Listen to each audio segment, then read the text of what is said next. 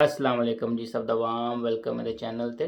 मैं इस तो पहले भी 2-3 दिन पहले दस्सिया सी कि मेट्रो टैक्सी सैक्टर ਦੇ ਵਿੱਚ ਕੁਝ ਤਬਦੀਲੀਆਂ ਲੈ ਕੇ ਆ ਰਹੀਆਂ ਨੇ, ਖਾਸ ਤੌਰ ਤੇ ਡਰਾਈਵਰਾਂ ਦੇ ਬਾਰੇ ਹੈ।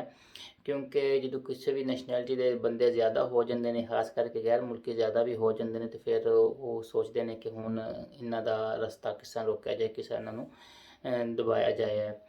ਤੇ ਹੁਣ ਅੱਜ ਕਮਿਊਨਿਟਾਤ ਦੇ ਮਾਦੇ ਦੀ ਪ੍ਰੈਜ਼ੀਡੈਂਟਾਂ ਨੇ ਜਿਹੜਾ ਡਿਪਾਰਟਮੈਂਟ ਨਾਲ ਰਨ ਅਪ ਕਰਦਾ VTC ਨੂੰ, ਉਹਨਾਂ ਨਾਲ ਮਿਲ ਕੇ ਇਹ ਨया ਲਾ ਲੈ ਕੇ ਆਏ ਨੇ, ਜਿਹੜਾ ਅੱਜ ਤੋਂ ਬਾਅਦ ਬਕਾਇਦਾ ਨਫਜ਼ੁਲ ਅਮਲ ਹੋ ਜਾਏਗਾ।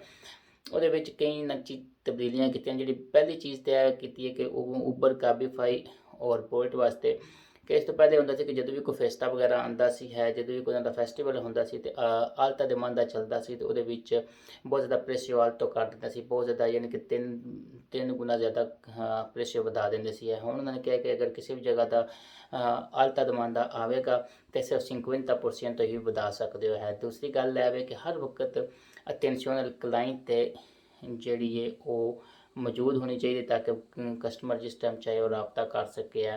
तीसरी चीज़ है उन्हें क्या कि अगर कोई भी बंदा कोई भी सर्विस अनुलार होंगी है, एक बंदे ने टैक्सी अप्लाई परीर की उस तो बाद वो सर्विस अनुलार हो गई है, तो उबर या काबीफाई या बोल्ट जी है उसनों कंपनसेट करेगी, यानी उसनों नैक्सट राइड पर कोई डिस्काउंट भी देगी, उसनों कंपनसेट किया जाएगा। तो हो गई उबर काबीफाई वास्ते जो ड्राइवर ने वास्ते उन्होंने 5 रिक्वायरमेंट मंगिया ने। पहली चीज़ तो है वे कि उन्हें कि बोई निवेल दे कस्तियानो यानी कि स्पैनिश अच्छी होनी चाहिए है वे।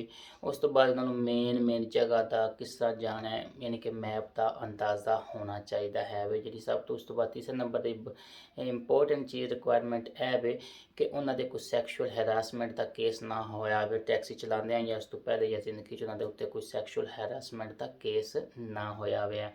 चौथे नंबर पर क्या कि उन्होंने फस्ट एड के बारे नॉलेज होना चाहिए, यानी कि ये भी क्लासा लैनिया पैनिया ने है।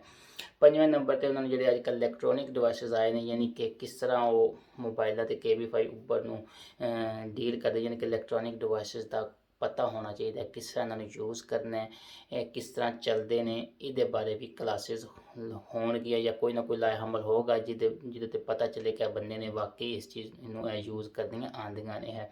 यह 5 रिक्वायरमेंट जो जोड़े लोग टैक्सी चलाते हैं उन्होंने वास्ते ने VTC स्पैशली, और 2-3 रिक्वायरमेंट उन्होंने वास्ते ने उबर वास्ते उन्हें थोड़ा ला चेंज किया। बहुत शुक्रिया, थैंक यू, अल्लाह हाफिज़।